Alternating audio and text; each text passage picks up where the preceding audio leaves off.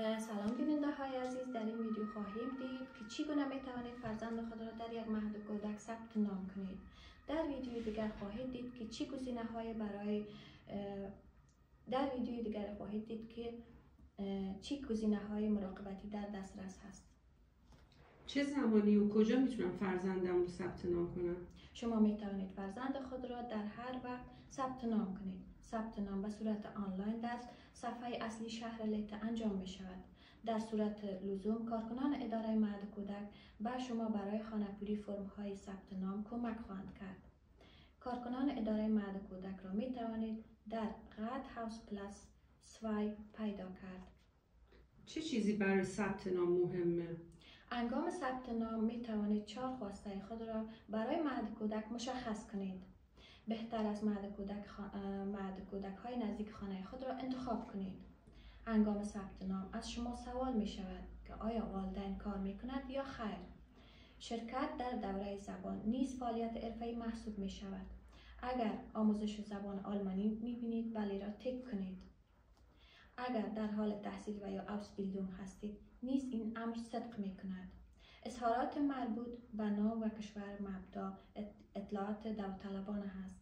برای شامل شدن در یک مهد کودک باید در برابر سرخکان واکسین شده باشد و یا شود. این اجباری است. در جریان ثبت نام از شما خواسته می شود. آیا تاییدیه ثبت نام رو دریافت خواهم کرد؟ والدین هنگام ثبت نام ایمیل آدرس خود را ارائه می کنند. در پایان ثبت نام اینترنتی تاییدیه از طریق ایمیل ارسال می شود که کودک ثبت نام شد. والدین اگر ایمیل آدرس نداشته باشند نیز این تاییدیه را از طریق پست دریافت خواهند کرد. تاییدیه به این معنی است که کودک در لیست ثبت نام قرار گرفته. تاییدیه به این معنی نیست که فرزند شما در مهد کودک گرفته شد. بعدش چی میشه؟ گاهی اوقات جای خالی در دسترس نمی باشد. ممکن است مدتی طول بکشد تا برای اطفال شما جای به مهد کودک پیدا شود. در این صورت بعضا با مدیر مهد کودک با تماس شده و پیگیری کنید. اگر جای خالی در دسترس باشد به شما پیشنهاد می شود این مکان می تواند در یکی از مهد کودک های مورد نظر شما و یا به طور کامل جای دیگری باشد. لطفاً این پیشنهاد را رد نکنید. مثلا اگر مهد کودک دور است با کارمندان اداره مهد کودک برای راه حل در شهر لیته صحبت کنید. اگر به سادگی این پیشنهاد را رد کنید باید دوباره منتظر پیشنهاد جدیدی باشید.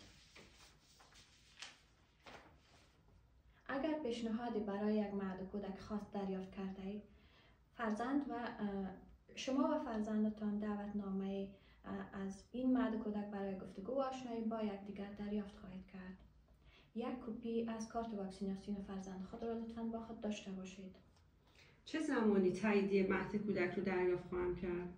فقط پس از مصاحبه تاییدیه از مهد کودک دریافت خواهید کرد. در ویدیوی دیگری خواهید دید که مکالمه چگونه پیش می رود.